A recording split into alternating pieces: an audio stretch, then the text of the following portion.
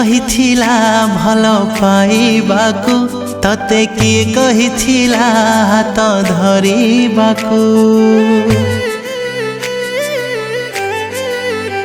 तते किए कहिथिला भल पाइबाकू तते किए कहिथिला हाथ धरिबाकू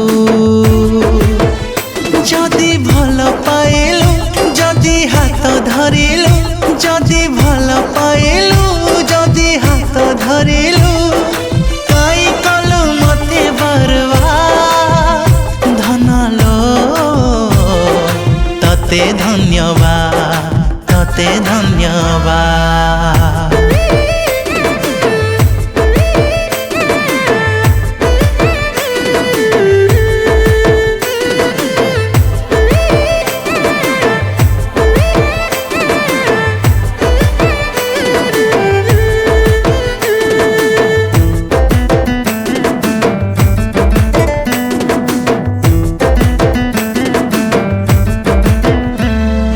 राति राति केते चेई रही थिली कथा पदे कहबू बोली मो आखिरे केते लुहर सरा तकिया मो जाने खाली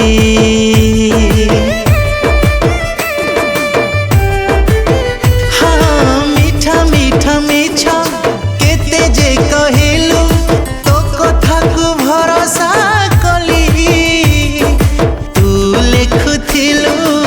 सर कहानी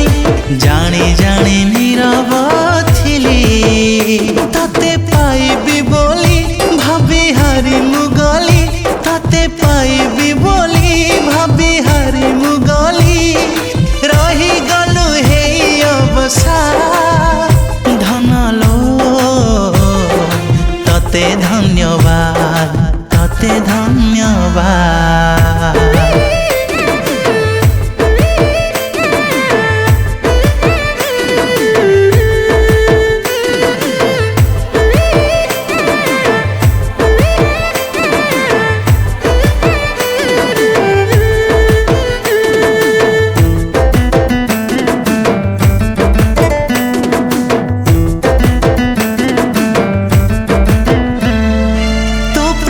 थिला लो मायार मिरिग धाई धाई जीवन गला मरीचिका थिलु पानी भाभी तते शोष मोर आपे मरिला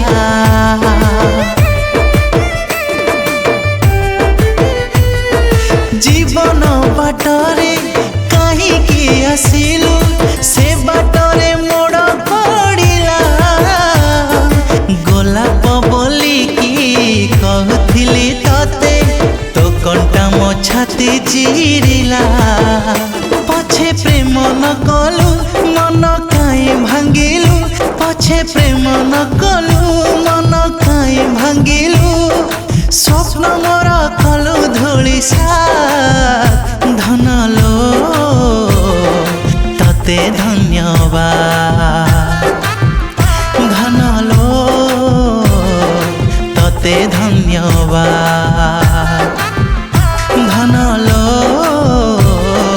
तते धन्यवाद तते धन्यवाद तते धन्यवाद।